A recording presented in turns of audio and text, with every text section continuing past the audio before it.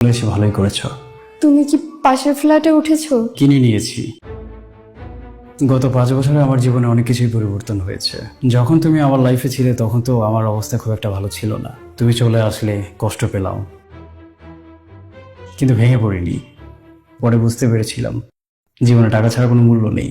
যে চাকরিটা করতাম প্রমোশন হচ্ছিল না, ভাবলাম একটা ব্যবসা করব। চাকরির পাশাপাশি একটা ছোট ব্যবসা শুরু করলাম।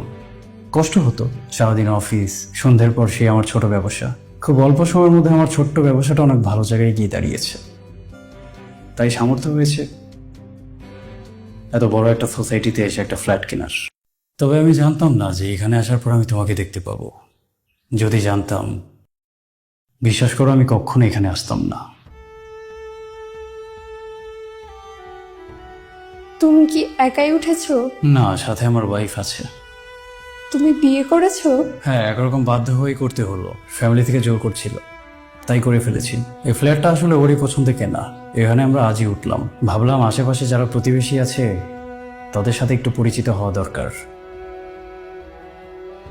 অনেকক্ষণ যাবৎ লক্ষ্য করছি তুমি কাঁদছো, কিন্তু এই কান্না অনুশোচনার কান্না না।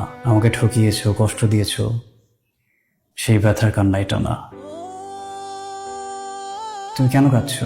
আমি যে মানুষটাকে বিয়ে করেছি সেই মানুষটা আমাকে ঠকিয়েছে। ও আচ্ছা, ঠকিয়েছে। শুধু ঠকায়নি, প্রতিনিয়ত মানসিক অত্যাচার, শারীরিক অত্যাচার সহ্য করতে হচ্ছে।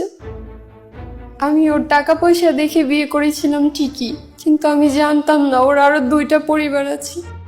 কি বললে? হ্যাঁ, তাকে বিয়ে করার আগে সে বলেছিল সে নাকি অনেক বড় একজন ব্যবসায়ী, কিন্তু আমি তাকে বিয়ে করার পর জানতে পারি সে ড্রাগ ডিলিং এর সাথে জড়িত এবং সেও একজন নেশাগ্রস্ত মানুষ। এই বাসাটাতে আমি একাই থাকি। মাঝে মাঝে সে নেশাগ্রস্ত হয়ে আসে, এসে আমাকে মারধর করে, তারপরে চলে যায়। তুমি তাকে ছেড়ে দিচ্ছ না কেন? আমি সাহস পাইনি। ভয় দেখাচ্ছে? না, আমি এখন কোথায় যাব সেটাই বুঝতে পারি না। তুমি তো তোমার বাবা মায়ের কাছে ফিরে যেতে পারো। তোমার মতো একজন ভালো মানুষকে আমি ঠকিয়েছি। এখন বাবা মার কাছে গিয়ে মুখ দেখাবো, সে মুখ আমার নেই। মানুষের জীবনটা অনেক আনপ্রেডিক্টেবল, আর খারাপের কোনো শেষ নেই। এর চেয়ে অনেক বেশি খারাপ তোমার সাথে হতে পারে। তোমার এখন উচিত তোমার প্যারেন্টসের সাথে যোগাযোগ করা। আমি মার সাথে অনেকবার যোগাযোগ করেছি, কিন্তু মা আমার সাথে ভালোভাবে কথা বলেনি। মা ভালো করে কথা বলেনি? আমি যে অপরাধ করেছি আমার নাকি শাস্তি পাওয়া উচিত। যেটা করেছো সেটা তো আমার সাথেই করেছো। আমি তো কখনো চাইনি যে তুমি খারাপ থাকো। তোমার এখনো তোমার বাবা মায়ের কাছে ফিরে যাওয়া উচিত। আমার সাহস হয়নি। জীবনে কিছু কিছু সময় সাহস করতে পারাটা অনেক কঠিন হয়ে পড়ে। যখন আমি খুব ছোট একটা চাকরি করতাম, আর সামান্য কিছু টাকা বেশি পাওয়ার আশায় ওভারটাইম করতাম, নিশ্চয়ই তখনই তোমার তার সাথে পরিচয় হয়েছে। হয়তো প্রথমবার কথা বলার পরেই সে তোমাকে তার অঢেল টাকা পয়সা দেখিয়েছে। তারপর 2 দিন যেতে না যেতেই হঠাৎ করে একটা এক্সপেন্সিভ গিফট সে তোমাকে পাঠিয়ে দিয়েছে। তোমার কাছে মনে হয়েছে এই লোকটা তোমাকে পৃথিবীর সব সুখ এনে দিতে পারে।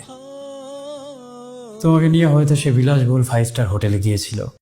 সেখানে তার ক্ষমতা, প্রভাব, প্রতিপত্তি দেখে তোমার তাকে ভালো লেগে যায়।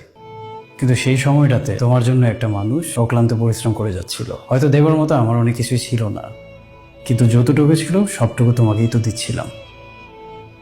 তারপর একদিন তোমার বার্থডে চলে আসলো।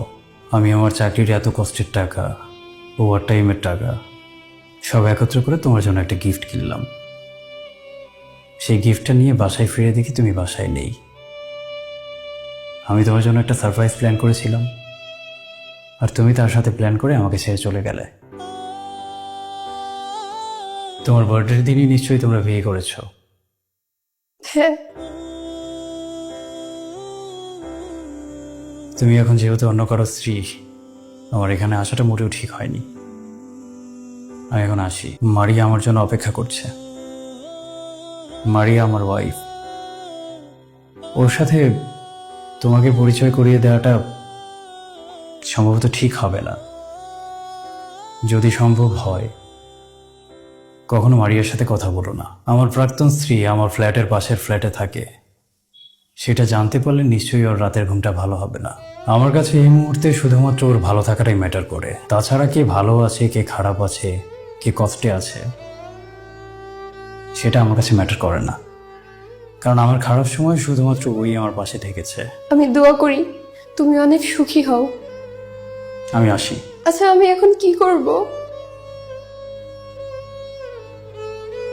কিছু কিছু সময় পরিস্থিতি আমাদের হাতে থাকে না, আমরা চাইলেও সেটাকে ঠিক করতে পারি না। এই বিষয়গুলো একান্তই সৃষ্টিকর্তার হাতে থাকে। আমার জায়গা থেকে আমি তো তোমাকে ক্ষমা করে দিয়েছি, আশা করি সৃষ্টিকর্তাও একসময় তোমাকে ক্ষমা করে দেবেন। আর তারপর তুমিও জীবনে কোনো একদিন